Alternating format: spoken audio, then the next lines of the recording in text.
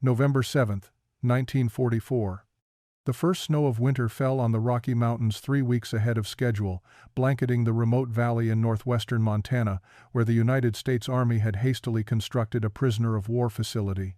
Unlike the sprawling camps in Texas and California that housed thousands of German soldiers, this isolated compound held fewer than 40 women, members of the Wehrmacht's auxiliary services, captured during the final Allied push through France. They arrived on a gray afternoon when the temperature had already dropped below freezing, stepping off military transport trucks into a world unlike anything they had ever known. The mountains rose around them like ancient sentinels, their peaks disappearing into low-hanging clouds that promised more snow before nightfall. 26-year-old Elsa Reinhardt pulled her thin wool coat tighter as wind swept through the valley with a ferocity that took her breath away. She had grown up in Hamburg, a city where winter meant cold rain and gray skies, not this biting cold that seemed to penetrate straight through to her bones. Beside her, Greta Schneider stamped her feet against the frozen ground, her lips already turning blue despite the fact that they had been outside for less than 5 minutes. The other women huddled together near the trucks, their faces reflecting the same shock and disbelief at the harshness of their new environment. Captain William Crawford stood on the wooden steps of the administration building, watching the German prisoners with an expression that mixed concern with something approaching regret. He had argued against establishing this facility in such a remote location, especially this late in the year, but Washington had insisted. The women needed to be kept separate from male prisoners, and this abandoned logging camp offered isolation and existing infrastructure. What it did not offer was adequate preparation for the brutal Montana winter that was clearly arriving early and with unusual severity. Crawford had spent his childhood in these mountains, had learned from his grandfather how to read the signs of weather in the behavior of animals and the quality of light against the peaks. Everything he observed told him this would be a winter unlike any in recent memory. The women before him wore the remnants of their German auxiliary uniforms, designed for European weather, not for a place where temperatures could drop to 20 below zero and stay there for weeks. They had no proper winter gear, no understanding of what they were facing, and worst of all, no conception of how to survive in wilderness that could kill the unprepared in a matter of hours. Sergeant Thomas Whitfield emerged from the supply building, his weathered face grim as he approached the captain. The sergeant was a local man, born and raised in the mountains, who had been assigned to the camp specifically because of his wilderness expertise. He spoke quietly so the prisoners would not hear. "Sir, we got a problem. Those supply trucks that were supposed to arrive yesterday didn't make it through the pass. Roads already snowed in. We're short on winter coats, boots, and about half the heating fuel we requisitioned." Crawford closed his eyes briefly, calculating the implications. How long until the pass clears? Whitfield glanced at the darkening sky. "Could be days, could be weeks if this storm system settles in like I think it will. And sir, with respect, even when supplies do arrive, standard Army issue isn't going to cut it out here. These women need to learn mountain survival, and they need to learn it fast." The first night in the camp proved more terrifying than any of the German women had anticipated. The temperature dropped to 15 degrees below zero, and the wind howled through gaps in the hastily constructed barracks with a sound like wounded animals crying in the darkness. Elsa lay on her narrow bunk wrapped in 2 thin blankets that provided almost no warmth against the cold that seemed to seep up through the floorboards and down from the rafters. Around her, she could hear the other women shifting restlessly, some quietly crying, others whispering prayers in German. None of them slept. By morning, 3 women showed early signs of frostbite on their fingers and toes, and Liesel Koch had developed a rattling cough that echoed ominously in the frigid air. Captain Crawford knew he could not wait for supply trucks that might not arrive for weeks. He called an emergency meeting with his staff and made a decision that would change everything for the women under his command. If the prisoners could not survive with Army supplies alone, they would need to learn the skills that had kept mountain people alive in this harsh environment for generations. Sergeant Whitfield stood before the assembled German women that morning with an interpreter at his side, though his message needed few words to be understood. Behind him, old Pete Hendricks and 2 other local men had arrived at the camp, carrying bundles of furs, axes, saws, and equipment the women had never seen before. Whitfield's voice was gruff but not unkind as he addressed them through the interpreter. "Ladies, I'm not going to sugarcoat this. You're in one of the most unforgiving places on earth, and winter's just getting started. Army blankets and coal rations aren't going to keep you alive out here. You need to learn what my grandfather taught me, what his grandfather taught him. You need to learn to live like mountain people, or you won't live at all." The women stared at him with a mixture of confusion and fear. Elsa noticed that several of the American guards looked equally uncertain about this unprecedented approach to managing prisoners of war. But Greta, standing beside her, whispered in German what they were all thinking. "What choice do we have?" The lessons began immediately. Whitfield divided the women into small groups and assigned each group to one of the local men who had been brought in as instructors. Elsa found herself in a group with 5 other women, standing in the snow behind the barracks while old Pete Hendricks demonstrated the proper way to split firewood. The elderly trapper moved with an efficiency that belied his age, his axe striking the wood at precise angles that made the logs fall apart as if they wanted to be split. He handed the axe to Elsa, who had never held such a tool in her life. Her first swing missed the wood entirely and buried the blade in the chopping block. Her second attempt merely bounced off the log. Pete stepped forward, his weathered hands guiding hers to adjust her grip and stance. "Not about strength," he said in heavily accented English. "About knowing where the wood wants to break." For the next 3 hours, the women took turns with the axe. Their hands blistered and their shoulders ached, but slowly, clumsily, they began to produce split wood that could feed the barracks stoves. Meanwhile, another group learned to build fires that would burn efficiently through the night without consuming all their limited fuel supply. Sergeant Whitfield showed them how to select the right combination of kindling and larger pieces, how to arrange them for maximum heat with minimum waste, and most importantly, how to read smoke, to know when a fire was burning clean or dangerously close to going out.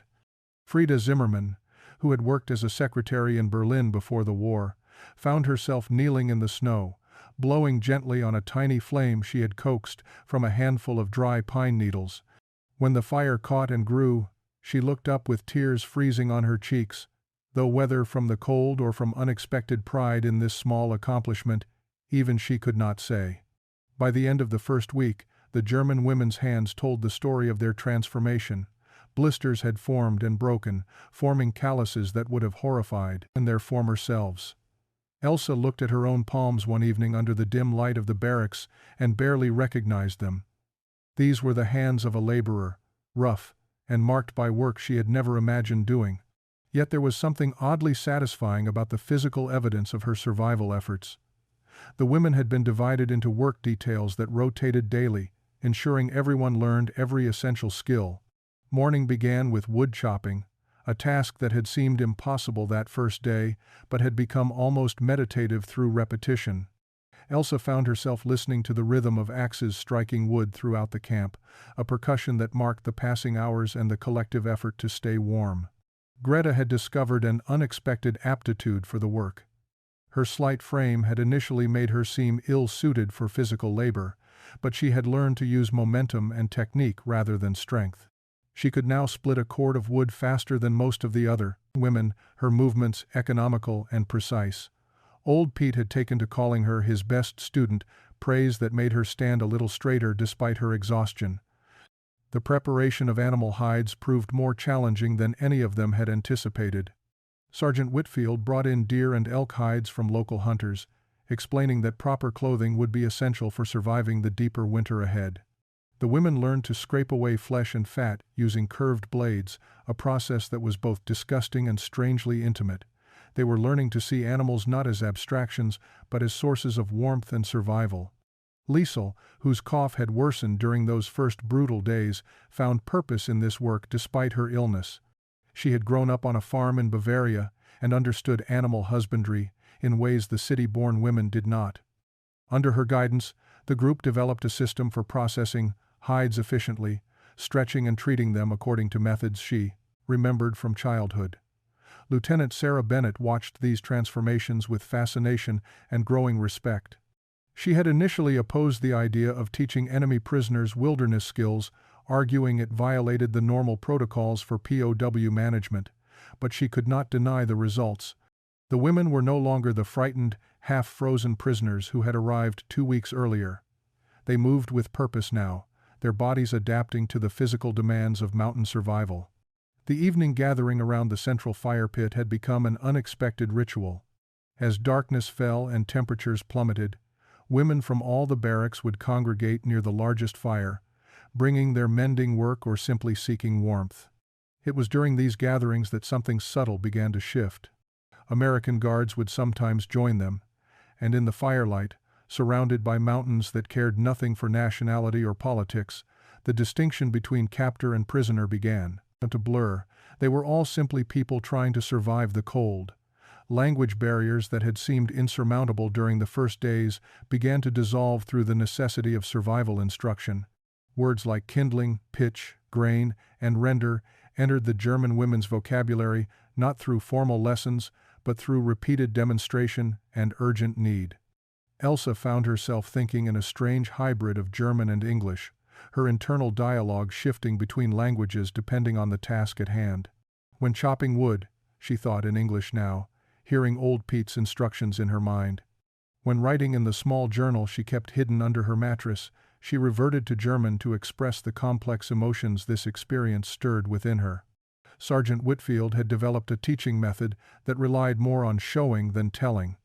He would perform a task slowly, breaking it into component parts, then watch as the women attempted to replicate his movements. When words failed, he used his hands to adjust their grip on a tool or their stance while working. This physical instruction created an odd intimacy between captors and prisoners, a closeness that would have been unthinkable in a traditional POW setting. Katharina Vogel, who had served as a radio operator in the Wehrmacht, possessed an analytical mind that helped her decode the patterns in Whitfield's teachings. She began creating simple illustrated guides, combining German and English words with drawings that showed proper techniques for various tasks. These informal manuals were passed between the women during evening hours, studied by lamplight until the images were memorized. But the most profound communication happened without words at all. Old Pete taught them to read the mountains themselves, to understand the language written in wind patterns and cloud formations. He showed them how morning frost patterns on windows predicted the day's weather, how the behavior of camp birds indicated approaching storms, how the quality of smoke rising from chimneys revealed the efficiency of fires below. One morning, Elsa stood beside Pete, watching smoke rise from the various barracks. He pointed to one building where smoke hung low and dark. "See that? Fire's choking. Dampers wrong or wood's wet." Without being asked, Elsa walked to that barracks and found Frida struggling with a smoking stove, her eyes watering. Using gestures and the few English words she had mastered, Elsa helped adjust the damper and rearrange the wood. The smoke cleared, and the fire began drawing properly. Corporal Jack Romano, a young guard from New Jersey, started learning German phrases from the women during his watch shifts. His pronunciation was atrocious, but his earnest attempts brought unexpected laughter to the cold evenings. He taught them American songs in return, folk tunes about mountains and hard winters that his own grandfather had sung. The women hummed these melodies while working, their German accents transforming familiar American lyrics into something entirely new. Captain Crawford observed these exchanges with mixed feelings. His orders were to maintain security and prevent fraternization, yet he recognized that survival in this environment required cooperation that transcended traditional military protocols. The mountains were teaching everyone a language older than nations or wars. December 18, 1944. The supply convoy that finally fought its way through the mountain pass arrived with less than half the expected provisions. A rock slide had blocked the lower road for 6 days, and several trucks had turned back rather than risk the treacherous conditions. Captain Crawford stood in the supply depot counting crates that should have contained enough food to last until spring. Instead, he was looking at perhaps 6 weeks of full rations, maybe 8, if they stretched everything to the point of hunger. The women would need to eat less, work harder, and somehow maintain the strength required to survive in temperatures that now regularly reached 30 below zero at night. Sergeant Whitfield proposed a solution that would have been unthinkable in any other POW camp. The mountains held food for those who knew how to find it. Deer, elk, and smaller game moved through the valley following ancient migration patterns. Trap lines could yield rabbits, marmots, and other animals whose meat and fur would help sustain the camp through the lean months ahead. But this meant teaching prisoners not just survival skills but actual hunting and trapping techniques. It meant trusting them with knowledge that could theoretically aid in escape, though anyone foolish enough to flee into these mountains in winter would die within days. Crawford approved the plan because he had no choice. Starvation was a more immediate threat than escape attempts. The women learned to set snare traps using wire and knowledge of animal behavior. Old Pete walked them through the forest, pointing out game trails visible only to trained eyes, showing them where to place snares along paths that rabbits traveled habitually. Greta proved to have an instinct for this work, understanding somehow how animals thought and moved. Her traps caught more game than anyone else's, including some of the American guards who had been setting traps their whole lives. The first time the women cleaned and prepared an animal they had caught themselves, several became physically ill. Liesel, despite her farming background, had to step away from the work table and breathe deeply to avoid vomiting. But hunger is a powerful teacher, and necessity overcomes squeamishness quickly. Within 2 weeks, the German women were contributing significantly to the camp's food supply. They learned to butcher efficiently, wasting nothing. Bones became broth. Hides became clothing and blankets. Sinew became thread. Fat was rendered for cooking and waterproofing boots. Ruth Calloway, whose husband Frank supplied the camp with occasional provisions from their ranch, began visiting to teach the women how to smoke and preserve meat. She showed them her grandmother's methods for making jerky that would last months without spoiling. The work was done in a small shed behind the kitchen, where strips of venison and elk hung over slow-burning alder wood, filling the air with fragrant smoke. The evening meals became communal affairs by unspoken agreement. American guards and German prisoners ate together around the central fire, sharing stew made from collectively hunted game. Hunger had erased the lines that military protocol tried to maintain. When everyone's survival depended on cooperation, old distinctions seemed absurd. By late February 1945, the transformation was complete. The women who had arrived 3 months earlier, as frightened prisoners bearing resemblance to city dwellers, had become something else entirely. Elsa stood on the ridge, above the camp one morning, reading the sky with eyes that had learned to see what old Pete called the mountains language. The clouds moved in patterns that spoke of weather systems days away. The wind carried scents that told of thawing snow or approaching storms. She had become fluent in a dialect that required no words. The women moved through the camp now with confidence that surprised even themselves. Katerina could sharpen an axe blade to perfect keenness, understanding by feel alone when the angle was correct. Frida had memorized 24 different fire-building techniques, each suited to specific conditions of wind, temperature, and available fuel. Greta's trap lines stretched through the forest in patterns so effective that Sergeant Whitfield had begun consulting her about placement. They wore clothing they had made themselves, fur-lined boots, and hide vests that kept them warmer than any Army-issue gear could have managed. Their hands bore permanent calluses now, and their faces had been weathered by constant exposure to wind and cold. Several had gained muscle despite the limited rations, their bodies adapting to the physical demands of mountain life. Lieutenant Bennett conducted weekly assessments of prisoner morale and capability, reports required by her superiors in Washington. Her recent evaluations painted a picture that contradicted everything in the Army's manual for POW management. The German women showed no signs of depression or non-cooperation. Instead, they demonstrated initiative, skill development, and integration into camp operations that exceeded anything Bennett had seen in traditional facilities. They had become essential to the camp's functioning, not through coercion but through genuine contribution. One morning, Elsa discovered a wolf track near the northern trap line. Rather than retreating to camp, she tracked the animal for 2 hours, following sign through the forest with patience Pete had taught her. She never saw the wolf, but she learned its territory and adjusted the trap placements accordingly. When she returned and reported her findings to Whitfield, he listened with the attention he would give any experienced trapper. The Americans had begun to forget these women were supposed to be enemies. Corporal Romano played cards with them during evening hours, teaching them poker while they taught him German curse words that made him laugh. Old Pete shared stories of his youth in these mountains, tales of harsh winters and near-death experiences that the women understood now in ways they never could have months earlier. Captain Crawford watched these interactions and saw something that troubled him professionally but moved him personally. The women had found belonging in this isolated valley.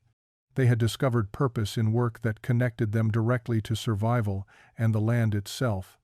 What would happen when the war ended and repatriation orders arrived? Would these women want to return to a Germany they barely remembered? March brought the first mail delivery in 6 weeks, carried through the passes by a convoy that also brought news of Allied advances deep into German territory. The women gathered in the common room as Lieutenant Bennett distributed letters, calling names in alphabetical order. Some women received multiple envelopes, their hands shaking as they recognized familiar handwriting. Others waited through the entire distribution only to receive nothing, their faces carefully blank to hide disappointment that cut deeper than any mountain cold. Elsa held 2 letters, both postmarked months earlier. The first was from her sister in Hamburg, written in October. The second bore an official stamp from the Red Cross. She opened her sister's letter first, reading words that described a world increasingly unrecognizable. The November bombing raids had destroyed their childhood neighborhood. Their mother's apartment building no longer existed. Her sister was living in a basement shelter with 11 other families, sharing 2 rooms and a single working toilet. Food rations had been cut again. The bread was mixed with sawdust to stretch the flour supply. She wrote about standing in line for 4 hours to receive a single cabbage. The letter ended with a desperate plea. "Please come home when you can. We need you. Mama asks about you every day." The Red Cross letter contained information Elsa had been dreading. Her mother had died in January during an influenza outbreak in the shelter. The brief, bureaucratic language could not mask the lonely horror of that death. Around her, other women were discovering similar devastations. Greta learned that her entire family had been killed when their apartment building collapsed during a raid. Liesel's husband, previously listed as missing, had been confirmed dead at Stalingrad 2 years earlier. Frieda's parents had fled Berlin and were now somewhere in the refugee streams moving west ahead of the advancing Soviet forces. Their current whereabouts were unknown. The common room filled with quiet weeping, the sound of women mourning losses they had somehow managed to hold at bay through months of physical work and survival focus. But the letters forced confrontation with realities they had been able to ignore while splitting wood and setting trap lines in the Montana wilderness. Captain Crawford gave orders that the women be excused from work duties for the remainder of the day. Many retreated to their bunks, clutching letters and photographs, trying to reconcile memories of home with the destroyed landscape described in these pages. But Elsa found herself walking into the forest instead, following the trapline path her feet knew by instinct now. She walked for hours through snow that was finally beginning to soften with approaching spring, past familiar landmarks that had become more real to her than Hamburg's streets.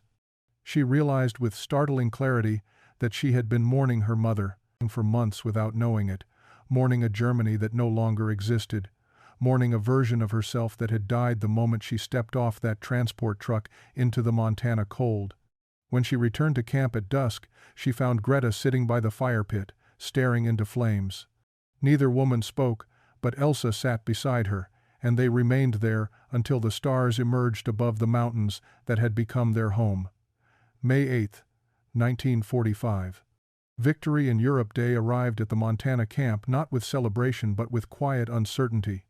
Captain Crawford gathered everyone in the main hall to announce what they had all known was coming. The war in Europe was over. Germany had surrendered unconditionally. Repatriation procedures would begin within weeks for all German prisoners held on American soil. The women sat in silence as these words settled over them like fresh snow. Technically, this was the news they should have been waiting for since their capture: freedom, return to their homeland, the end of captivity. Yet as Elsa looked around at the faces of her fellow prisoners, she saw the same conflicted emotions reflected in every expression. Lieutenant Bennett distributed official documents detailing the repatriation process. The women would be transported to processing centers in New York, then loaded onto ships bound for European ports. From there, they would enter the displaced persons system that was attempting to manage millions of refugees and returning soldiers across the devastated continent. The bureaucratic language made it sound organized and humane, but everyone in the room understood the chaos that awaited them. Sergeant Whitfield stood at the back of the hall, his weathered face unreadable. Old Pete sat beside him, occasionally shaking his head as if arguing with thoughts he could not speak aloud. These mountain men had spent 6 months teaching survival skills to women they had initially seen as enemy prisoners. Somewhere, during skilled as men attack, those months of shared work and mutual dependence, those women had become something else. Students, colleagues, friends. That evening, no one ate much despite Ruth Calloway's delivery of fresh vegetables from her greenhouse, the first greens they had seen since autumn. The women moved through their routines mechanically, their minds clearly elsewhere. Elsa walked her trapline one last time, though spring had reduced the need for hunting and the snares had been removed weeks earlier. She knew every tree along this path, every rock outcropping, every place where morning sun broke through the forest canopy first. She had bled on this trail when she fell, learning to move through winter snow. She had laughed here with Greta after catching their first rabbit together. The path held 6 months of transformation compressed into 2 miles of mountain forest. Back at camp, she found several women gathered in the barracks engaged in hushed conversation. Katerina was speaking urgently in German, gesturing toward the windows where the peaks were visible against the darkening sky. Frida sat on her bunk holding a letter from the Red Cross that confirmed her parents were alive but living in a refugee camp near Munich. Greta held no letters because there was no one left to write to her. Liesel's hands twisted a piece of hide she had been crafting into mittens, her cough finally gone after months of mountain air and hard work.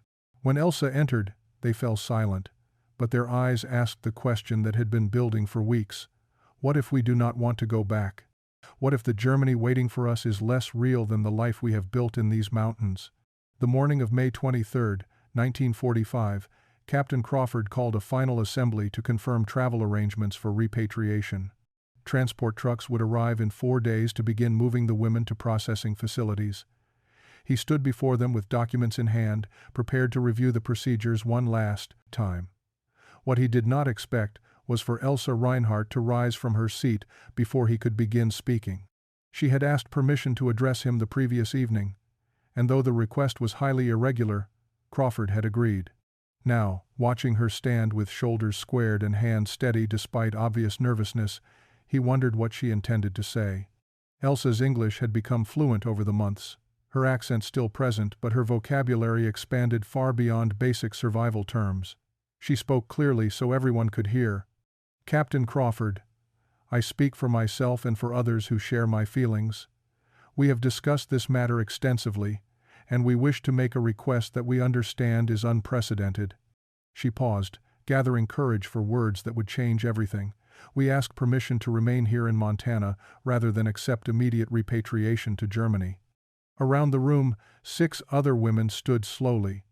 Greta, Liesel, Katerina, and 3 others whose faces showed the same determination mixed with fear. They represented half of the women who had survived the winter, half of those who had transformed from prisoners into mountain survivors. Captain Crawford felt the weight of this moment settling on his shoulders. He had anticipated many possible complications with repatriation, but not this, not prisoners voluntarily refusing freedom. Elsa continued speaking, her voice stronger now. The Germany we left no longer exists. The country described in our letters is destroyed, starving, occupied. Many of us have no families to return to, no home still standing. But here, in these mountains, we have found something we never expected to find. We have found purpose and dignity. We have learned skills that give us value beyond our nationality or our past mistakes. She gestured toward the windows where mountains rose against the spring sky. These mountains do not care that we are German or that we serve the wrong cause. They care only whether we are strong enough, skilled enough, willing enough to survive. We have proven we are all of those things. Lieutenant Bennett had moved to stand beside Crawford, her expression unreadable. Sergeant Whitfield remained at the back of the room, but Elsa could see something in his weathered face that might have been approval. Old Pete nodded once, a small gesture that felt like blessing. Greta spoke next, her English less confident but her meaning clear. "We know we were enemies. We know we do not deserve kindness, but you showed us kindness anyway. You taught us to survive, to work, to contribute.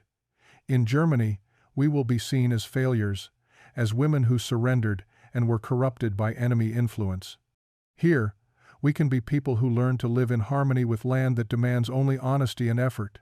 20 years later, in 1965, Elsa Reinhardt Crawford stood on the ridge above what had once been a prisoner of war camp and was now a thriving mountain community. She had taken her husband's name 5 years after the war ended, marrying Captain William Crawford in a small ceremony attended by everyone who had been part of that extraordinary winter. Her hands, still calloused from years of mountain work, rested on the shoulders of her 2 children, who stood beside her looking out over the valley their mother had helped build. The old barracks had been converted into homes where German women and American families lived as neighbors, their children playing together without understanding the remarkable history that had made their existence possible.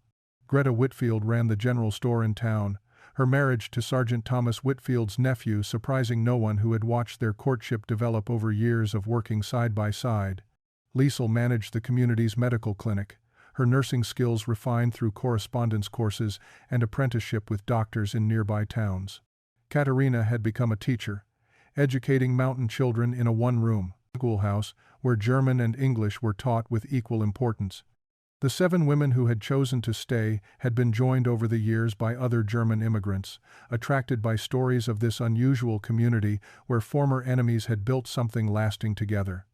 Old Pete had passed away 3 winters earlier, but his cabin remained a gathering place where his granddaughter now taught wilderness skills to a new generation, using the same methods he had taught to frightened prisoners 2 decades before. The process of allowing the women to stay had required intervention from the highest levels of government.